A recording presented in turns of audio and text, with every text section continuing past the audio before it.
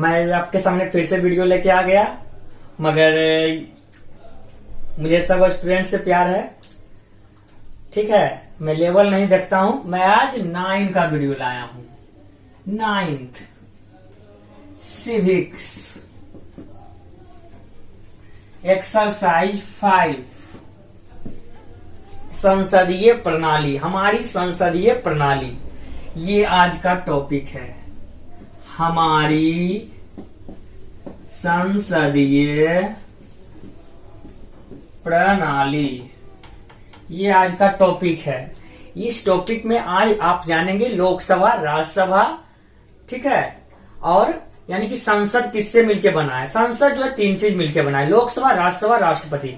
जिसमें कि लोकसभा को जो है आपको प्रथम सदन, वो अस्थायी सदन, ठीक है, प्रथम सदन कहते हैं, वो अस्थायी सदन कहते हैं, ठीक है, और जो है आपको निम्न सदन कहा जाता है। प्रथम सदन, वो अस्थायी सदन और निम्न सदन कहा जाता है। प्रथम सदन, वो अस्थायी सदन एवं निम्न सदन। प्रथम सदन लोकसभा को इसलिए कहते हैं क्योंकि सर्वप्रथम कोई भी विधेयक सर्वप्रथम कहाँ जाती है, लोकसभा में जाती है, इसीलिए इसे प्रथम सदन कहा जाता है। ठीक ना। सबसे पहले जो है आपको हम इसके बारे में लिख दे रहे हैं।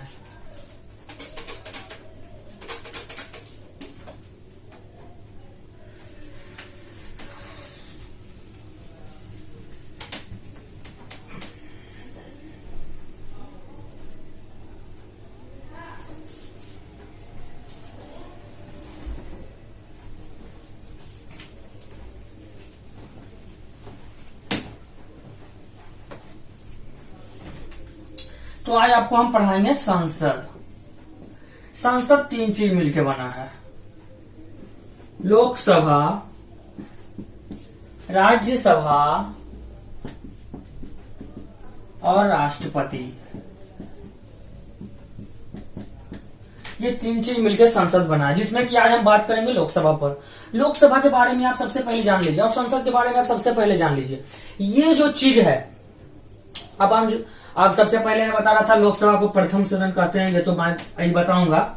बस 1 मिनट में इसके बारे में और कुछ बताना चाहता हूँ, आर्टिकल्स के बारे में, कि हम कैसे याद करेंगे कि लोकसभा कौन से अनुच्छेद में है, राज्यसभा कौन से अनुच्छेद में है, और जो है संसद कौन से अनुच्छेद में है। तो इसका सिंपल सा ट्रिक है, सरल याद कर लीजिए। आप सरल याद कर लीजिए, आपको कोई भी जो है नहीं रोक सकता है। सरल याद किए तो पूरे तरीके से आपको जो है याद हो जाएगा। लोकसभा कौन से अनुच्छेद में है, राज्यसभा कौन से अनुच्छेद में है, संसद कौन से अनुच्छेद में है, आप आराम से याद कर सकते हैं। ठीक ना। तो आप देखिए किस प्रकार याद करोगे। सबसे पहले देखो, सबसे पहले सरल, सरल, सो से संसद, 79 अनुच्छेद, ठीक है, 100 से संसद 79 अनुच्छेद। उसके बाद रो से राज्यसभा, राज्यसभा जो है आपको 80 अनुच्छेद। लो से लोकसभा, ठीक है, लो से लोकसभा हो जाएगा आपको 81 अनुच्छेद। अब जो है लोकसभा का विघटन, ठीक है, लोकसभा का क्या कर देना है, विघटन कर देना है, ठीक है, विघटन कर देना है। तो देखिए यहां पर ये कितना अंक है, 1 2 3 4, 1 2 3 4, 80 में 4 जोड़िए, 80 में 4 जोड़िएगा तो हो जाएगा 85, यानी लोकसभा का विघटन हो जाएगा आपको 85 अनुच्छेद। इतना अच्छा ट्रिक आपको जो है, इससे बड़ा ट्रिक हो ही नहीं सकता है, सबसे बड़ा बात है। ठीक ना। बच्चों को याद करने के लिए बच्चों जैसा ट्रिक, सबसे पहले संसद, 100 से संसद कितना अनुच्छेद, 79 अनुच्छेद। रो से राज्यसभा कितना अनुच्छेद, 80 अनुच्छेद। लो से लोकसभा कितना अनुच्छेद, 81 अनुच्छेद। अब लोकसभा का विघटन, ठीक है, विघटन में कितना अंक है, विघटन 4 अंक, यानी कि 4 इसमें जोड़ दिए, 81 में हो गया 85 अनुच्छेद में लोकसभा का विघटन। लोकसभा को भंग कौन करता है, आपको लोकसभा को भंग करेगा राष्ट्रपति। कितने अनुच्छेद के तहत, 85 अनुच्छेद के तहत। किसी प्रकार की प्रॉब्लम हो आप कमेंट में जरूर लिखिएगा। ठीक ना। आपको किसी प्रकार की प्रॉब्लम हो कमेंट में जरूर लिखिएगा। अब लोकसभा को जो है कहा जाता है प्रथम सदन, वो अस्थायी सदन, और जो है निम्न सदन। प्रथम सदन, वो अस्थायी सदन और निम्न सदन, जैसा कि हमने आपको बताए थे। ठीक है। और राज्यसभा को कहा जाता है, इसको प्रथम तो इसको द्वितीय सदन, मैं इसे द्वितीय लिख देता हूं। इसके बाद इसको अस्थायी तो इसको अस्थायी, इसको निम्न तो इसको उच्च। ठीक है। ऐसा कि बच्चों हम आपको बता रहे हैं कि लोकसभा को कहा जाता है प्रथम सदन, अस्थायी सदन, निम्न सदन, इसे कहा जाता है द्वितीय, इसे कहा जाता है स्थायी और इसे कहा जाता है उच्च सदन। अब मैं बात करूंगा कि इसे प्रथम सदन क्यों कहते हैं। तो प्रथम सदन इसे इसलिए कहा जाता है क्योंकि कोई विधेयक सर्वप्रथम जो है लोकसभा में जाता है, इसीलिए विधेयक का मतलब कानून, ठीक है। सर्वप्रथम कोई विधेयक जो है कहां जाएगा, लोकसभा में जाएगा, इसीलिए इसे प्रथम सदन कहते हैं। इसे अस्थायी कहते हैं या भंग होता है 5 साल के लिए। अभी मैंने तुरंत बताया विघटन, विघटन मतलब भंग होता है। इसका कार्यकाल 5 साल का होता है, ठीक है। और जो है लोकसभा के सदस्य होते हैं, ठीक है, लोकसभा के सदस्य को एमपी कहते हैं, मेंबर ऑफ पार्लियामेंट, और राज्यसभा के सदस्य को एमएलए कहते हैं, member of legislative assembly.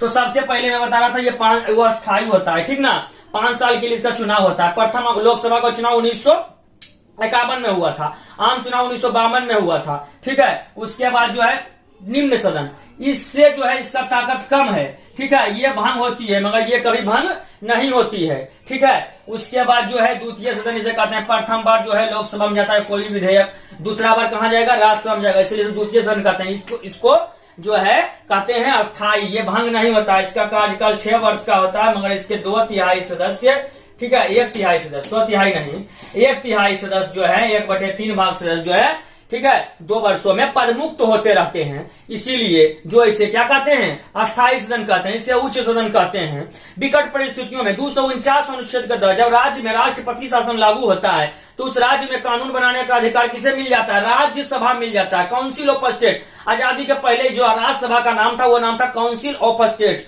Council का मतलब संघ, स्टेट यानी कि राज्यों का संघ। उसके बाद जो मैं इसको बिठा देता हूं, आप इसका स्क्रीनशॉट लेना चाहते हैं तो ले सकते हैं, जल्द से जल्द इसका आप स्क्रीनशॉट ले लीजिए। 1 2 3 टाइम खत्म। देखिए मैं इसको मिटा दे रहा हूं।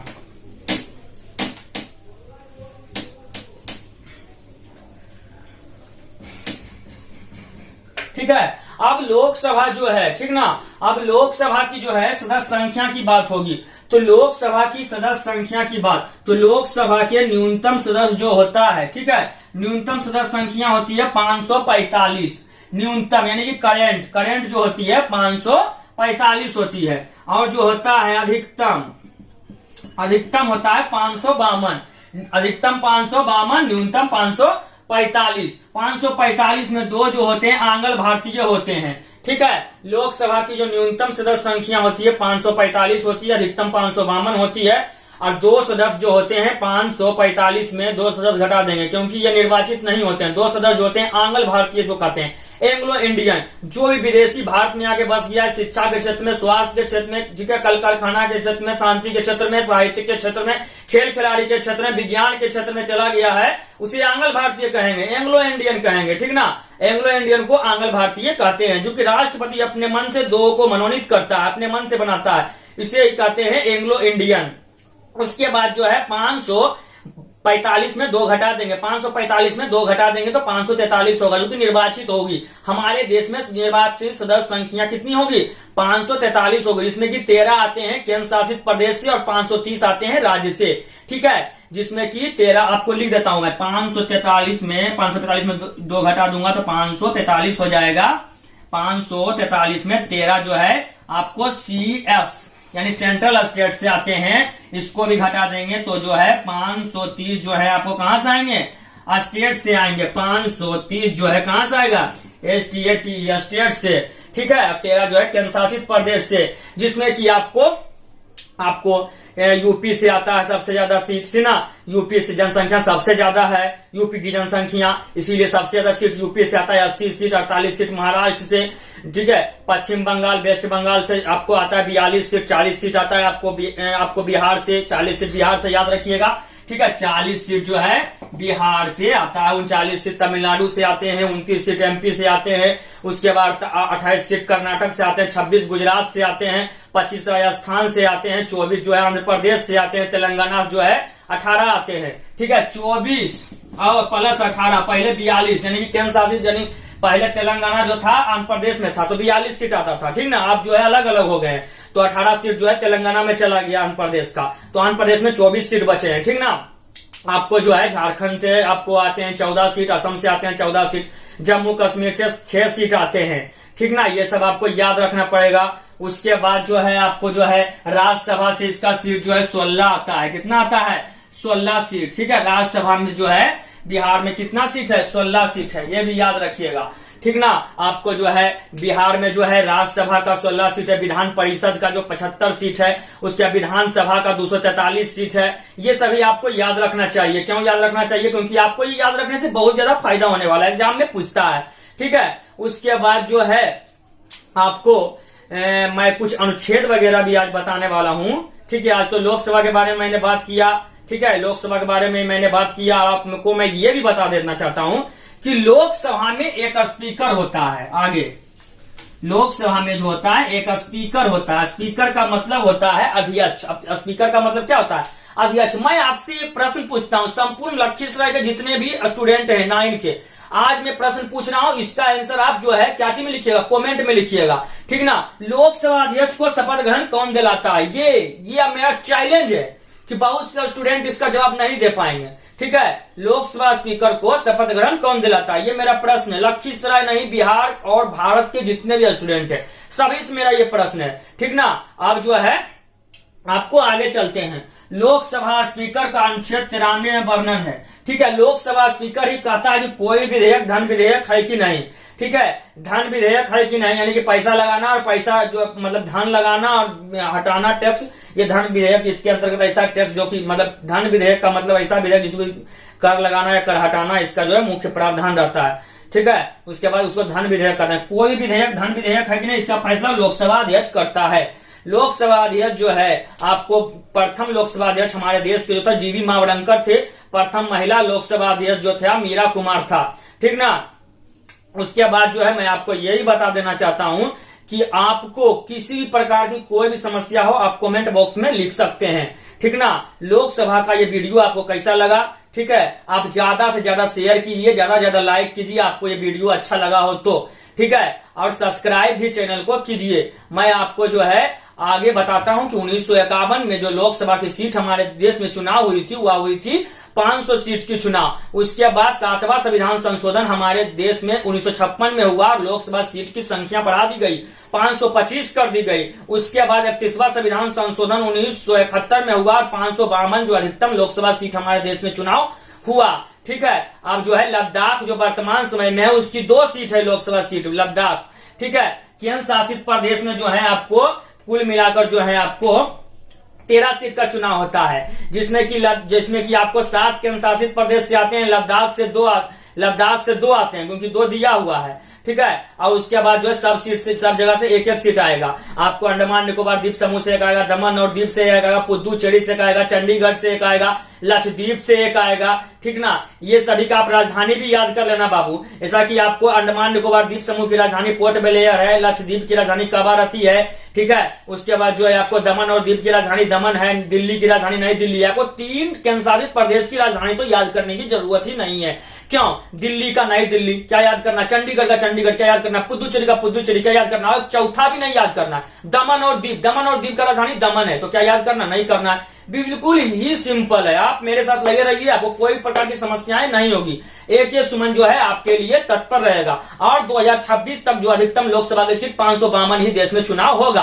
अब आरक्षण की बात होगी तो लोकसभा सीट पर मैं आपको ये बताना चाहता हूँ कि लोकसभा में आरक्षण जो होता है उसमें 131 सीट का आरक्षण जो है किया गया है SC ST के लिए। ठीक ना, 131 सीट का जो आरक्षण आपको SC ST के लिए किया गया है। Schedule caste, schedule class, schedule trade, अनुसूचित जाति, अनुसूचित जनजाति, ऐसे लोग जिनकी स्थिति जो है समाज में खराब है। जमुई लोकसभा का ऐसा है सीट जो कि जो है आपको, ठीक है, जो कि आपको बार बार निर्वाचित होते हैं, वहां से SC ST निर्वाचित होते हैं। चिराग पासवान, ठीक है, चिराग पासवान निर्वाचित होते हैं जो कि बहुत सारे बढ़िया गाना में है। कट्टो गिलाड़ी चमक छल्लो रानी, ये गाना उन्होंने किया और ये गाना जो है और करके वो लड़का जो है क्या करता है, बार बार निर्वाचित हो जाता है वहां का नेता, क्योंकि बहुत ज्यादा वहां पर जो अच्छे नेता है चिराग पासवान जो है आपको रामविलास पासवान के बेटे हैं। ठीक है, रामविलास पासवान वर्तमान समय में क्या है, आपको केंद्रीय मंत्रिमंडल में है। ठीक ना, उसके बाद जो है आपको 11% सीट जो है 11% सीट जो है आपको कुल निर्वाचित सीट का क्या है, आरक्षित है, आरक्षित सीट है 11%। ठीक ना, महिलाओं के लिए। उसके बाद मैं आपको बात करना चाहता हूं कि लोकसभा भंग किस किस स्थिति में होता है। तो लोकसभा सर्वप्रथम जो है आपको भंग होता है 3 स्थिति में, ठीक ना। अभी कोई विदेशी आक्रमण कर देगा तो लोकसभा भंग हो जाएगा, ठीक है। लोकसभा भंग होने का अनुसार लोकसभा को भंग होने का जो है प्रावधान, आपको विघटन का प्रावधान मैंने आपको बताया था 85 अनुच्छेद में। किस प्रकार, वो आपको पहले ही मैंने बता चुका हूं, ठीक ना। आपको ट्रिक के माध्यम से बताया था। सरल में 81 में लोकसभा आता है, 81 विघटन, यानी कि 4 जो है क्या हो जाएगा, 81 4 85 विघटन हो जाएगा लोकसभा का, ठीक ना। उसके बाद विघटन किन किन स्थितियों में होता है, तो 3 स्थितियों में होता है। कोई विदेशी आक्रमण कर देगा तो लोकसभा विघटन हो जाएगा। उसके बाद जो है आपको कोई जो है, यानी कि आपको 5 साल पूरेगा तो लोकसभा का विघटन होगा, ठीक है। या फिर देश में आंतरिक अशांति के आधार पर लोकसभा का विघटन होगा, ठीक ना। उसके बाद जो मैं आपको बता रहा था, नेशनल इमरजेंसी लागू होती है, लोकसभा का विघटन होता है तो नेशनल इमरजेंसी लागू होती है। इमरजेंसी मतलब आपातकाल। आपातकाल जो होते हैं, ठीक ना, आपातकाल जो होते हैं, आपको आपातकाल होते हैं 3 प्रकार के, मैं आपको बताऊंगा, ठीक है। आपातकाल देश में लागू होता है इमरजेंसी, ठीक है। इमरजेंसी 3 प्रकार के होते हैं। एक होता है राष्ट्रीय आपातकाल, एक होता है वित्तीय आपातकाल, और एक होता है राष्ट्रपति शासन। राष्ट्रपति शासन, ठीक है। राष्ट्रपति शासन जो है आपको ये 356 अनुच्छेद में, ये 352 अनुच्छेद में, और ये 360 अनुच्छेद में, ठीक है। राष्ट्रीय आपातकाल की बात कहेंगे तो ये 3 बार लग चुका है। 1962 में लगा जब चीन आक्रमण किया था, 1971 में लगा जब पाकिस्तान आक्रमण किया था, 1975 में लगा जब देश में आंतरिक अशांति के आधार पर जेपी आंदोलन हुआ था। वित्तीय आपातकाल फाइनेंस इमरजेंसी, भारत कोई गरीब देश नहीं है, यहाँ पर जो है पूरे तरीके से कभी फाइनेंस इमरजेंसी नहीं लगा। राष्ट्रीय आपको राष्ट्रपति शासन अनुच्छेद 356 के तहत लगता है। जब देश में, राज्य में किसी प्रकार की समस्या हो जाती है, राज्यसभा भंग हो जाती है, जब राज्यसभा बोलते हैं, विधानसभा जब भंग हो जाती है, देखिए राज्यों में विधानसभा होता है, विधानसभा जब भंग हो जाती है तो विधानसभा भंग होने के पश्चात राज्य के राज्यपाल राष्ट्रपति महोदय को एक पत्र लिखते हैं, और उस पत्र में क्या करते हैं, राष्ट्रपति महोदय को अनुरोध किया जाता है राज्य के राज्यपाल द्वारा कि इस राज्य में सैन्य शासन व्यवस्था लागू कर दी जाए। जब राष्ट्रपति महोदय सैन्य शासन व्यवस्था उस राज्य में लागू कर देते हैं तो उसे राष्ट्रपति शासन कहते हैं। भारत में सर्वप्रथम राष्ट्रपति शासन पंजाब में लगा था, और जो है सबसे कम समय तक जो है कहाँ लगा, आपको कर्नाटक में 7 दिन, सबसे ज्यादा समय तक जो है आपको कहाँ लगा, ठीक है, पंजाब में ही लगा। बिहार में 8 बार राष्ट्रपति शासन लग चुका है। उसके बाद जो है लोकसभा का जो होता है, लोकसभा जो होती है, ठीक ना, लोकसभा के बहुमत दल के नेता प्रधानमंत्री होते हैं, और प्रधानमंत्री मंत्री परिषद का गठन करते हैं, जिसमें कि विभिन्न विभाग होते हैं, और विभाग के मंत्री जो है आपको प्रधानमंत्री ही अपनी मर्जी से बनाते हैं, ठीक है। जिसमें कि वर्तमान समय में गृह मंत्री जो है आपको अमित शाह है, ठीक है। रक्षा मंत्री निर्मला सीतारमण है, खाद्य मंत्री जो है रामविलास पासवान है, हेल्थ मिनिस्टर जो है आपको, हेल्थ मिनिस्टर यानी कि आपको स्वास्थ्य मंत्री जो है डॉक्टर हर्षवर्धन है। अंतरिक्ष विभाग नरेंद्र मोदी ने अपने पास रखा है, साथ साथ बहुत से विभाग जो अपने पास ही रखा। कपड़ा मंत्री स्मृति ईरानी है, रेल मंत्री पीयूष गोयल है, उर्वरक खाद्य एवं उर्वरक मंत्री एस सदानंद गौड़ा है, विदेश मंत्री एस चंद्रशेखर है, ठीक है। ये सभी मंत्री जो है क्या कर रहे हैं, हमारे देश को, ठीक है, हमारे देश के विभिन्न विभागों को संभाल रहे हैं। साथ ही साथ प्रधानमंत्री को यह हक होता है कि मंत्रिमंडल से किसी को भी हटाया जा सकता है, ठीक ना। उम्मीद है, मुझे उम्मीद है, ठीक है, कोई भी वीडियो पूरा नहीं होता है, मैं चाहूं तो और भी डिटेल्स बता सकता हूं लोकसभा के बारे में, ठीक है। अब जो है राष्ट्रपति के बारे में मैं आपको आज कुछ बता देता हूं, मगर राष्ट्रपति के बारे में स्पेशल वीडियो भी मैं बनाऊंगा।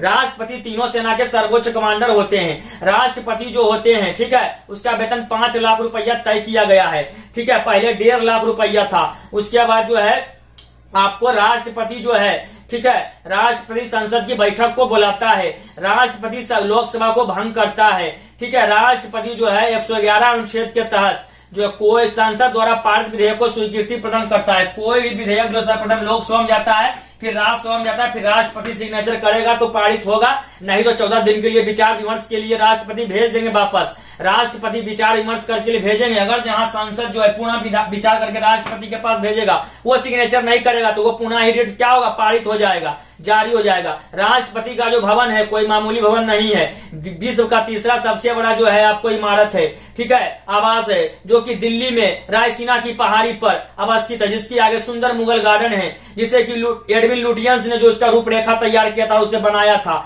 ठीक है। और ब्रिटिश शासनकाल में ही यह तैयार कर दिया गया था, ठीक है। कहा जाता है कि इसमें जो है आपको सैकड़ों कमरे हैं, और जो है राष्ट्रपति भवन कोई मामूली भवन नहीं है, ठीक है। उसमें राष्ट्रपति का आवास, और 1 मिनट भी नहीं कटता। मैंने अपने आंखों से देखा था, मुझे अपनी आंखों पर यकीन नहीं हुआ पूरे तरीके से। आप भी जाकर देखिए, और ठीक है। उसके बाद जो है राष्ट्रपति के बारे में और एक फैक्ट बता रहा हूं। राष्ट्रपति को आकस्मिक निधि के माध्यम से पैसा मिलता है। राष्ट्रपति जो होता है वह इनकम टैक्स मुक्त जिंदगी जीता है, उसे इनकम टैक्स नहीं देना पड़ता है। राष्ट्रपति जो है, ठीक है, भारत के जो राष्ट्रपति होते हैं वह भारत के प्रथम नागरिक होते हैं। कोई विदेश से आता है तो अधिकतर देखा जाता है कि राष्ट्रपति उसका प्रथम स्वागत करते हैं, ठीक है, क्योंकि वो राष्ट्रपति जो होते हैं, राष्ट्रपति भारत के प्रथम नागरिक होते हैं। राष्ट्रपति ही युद्ध की घोषणा करता है, युद्ध समाप्ति की घोषणा करता है, ठीक है। मैंने आपको राष्ट्रपति के बारे में बहुत कम ही फैक्ट्स बताए, चाहूंगा तो मैं और भी बता सकता हूं, ठीक है। वीडियो को लंबा नहीं करना चाहता हूं, आगे जो है, ठीक है, मैं आपको दूसरे वीडियो में जो है क्या करूंगा, और भी फैक्ट्स बताऊंगा, पूरे तरीके से बताऊंगा। वीडियो को अच्छा लगे सेकेंड पार्ट जरूर देखना। इस वीडियो का सेकेंड पार्ट देखोगे तो और भी ज्यादा आपको ज्ञान प्राप्त होगा, ठीक है। मैं जो है इसका नोट्स जो है आपको व्हाट्सएप ग्रुप में डाल दूंगा। मैं आपको ये भी कहता हूं, कोई भी स्टूडेंट अगर जहां ये जो पढ़े हैं आप उसका ऑब्जेक्टिव और सब्जेक्टिव प्राप्त करना चाहते हैं हमसे, हमारे व्हाट्सएप ग्रुप में जुड़ जाइए, और हमारे व्हाट्सएप ग्रुप में जुड़ जाइए। मैं आपको नोट्स भेज दूंगा, आप नोट्स भी लिख लेना। घर बैठे भी आप तैयारी कर सकते हैं, सिर्फ जुनून होनी चाहिए। Self study is the best study, ठीक है। ओके।